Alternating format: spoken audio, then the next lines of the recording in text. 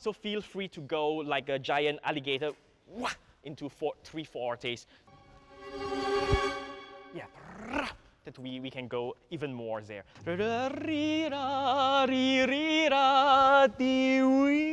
If you like to slide up the third time, and we make this accelerando, it will be very natural into the top note.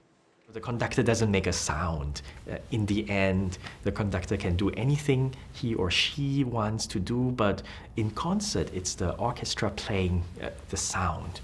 And so it's really about how we as conductors, as musicians, as people connect together, and how this would affect the audience that we play for.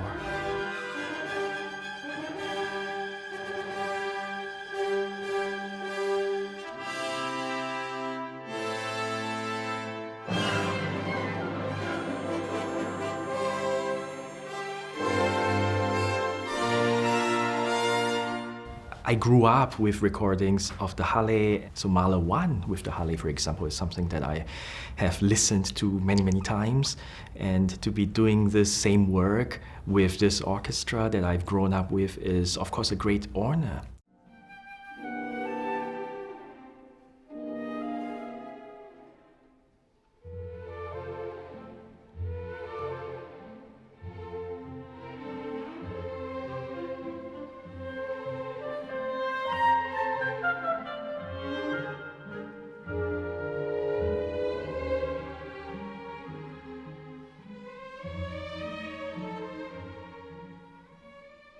You know, when you have a music director who is Sir Mark Elder, who is incredibly beloved by this city, by this orchestra, and by this country, of course, it's a lot of pressure to be a successor to a conductor like this. Hi, how are you? Good morning.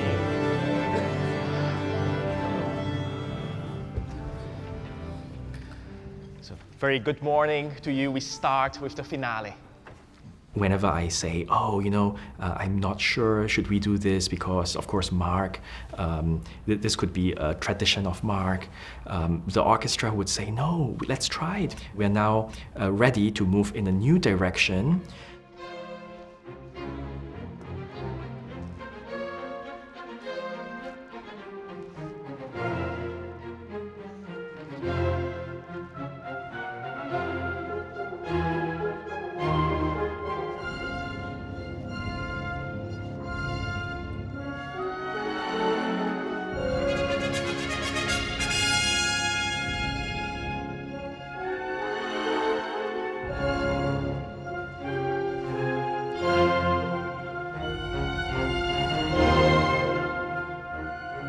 Bussy. I think this is really the similarity between my way of working and the musicians of the Hallé. Very serious, very inquisitive, curious, and just always trying to look for the truth in music.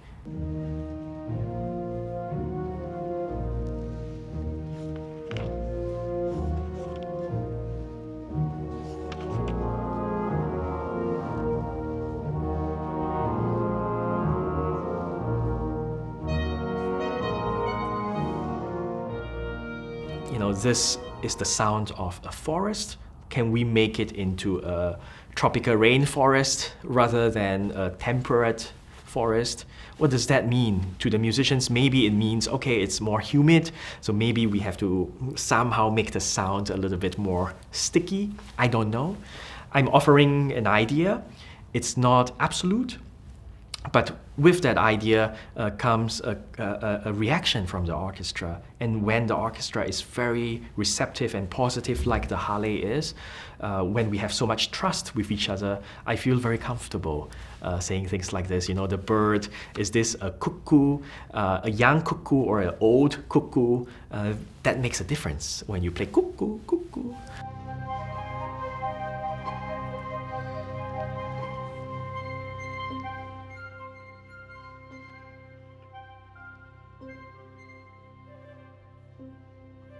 A little smile or a little suggestion can completely change the music in ways that I don't know. So when I say something, I'm taking a risk. And the accents sing T, T, D, T, T, D.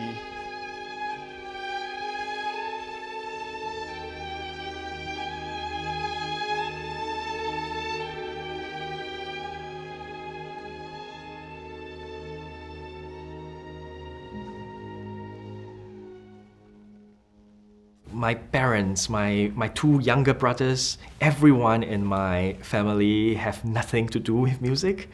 And I was very, very lucky.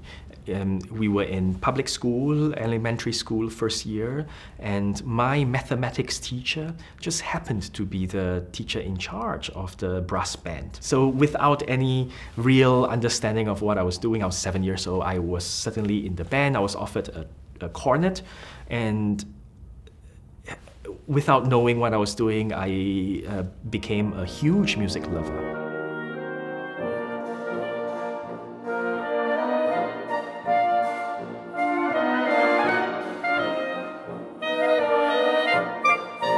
I was very lucky. After 3 months of learning to play with guns and grenades, I was posted to the band.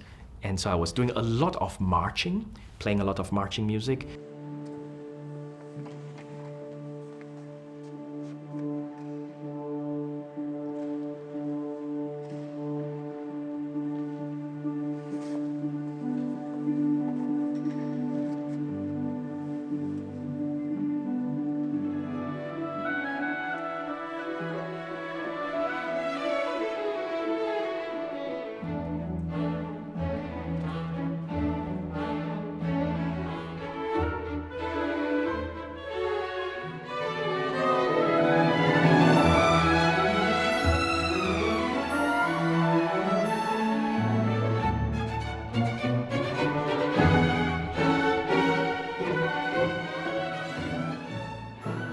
These are composers who are truly international, borderless. Their music transcends physical boundaries.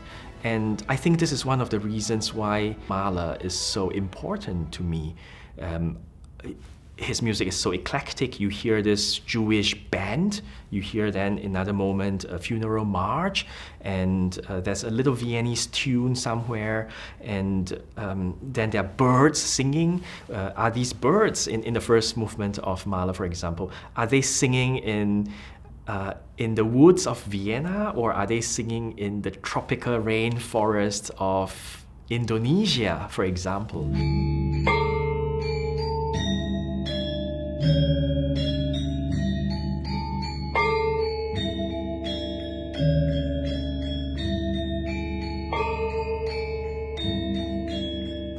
I think in the future there could be a lot more cultural dialogue between instruments, between traditions from this or that country versus this or that country.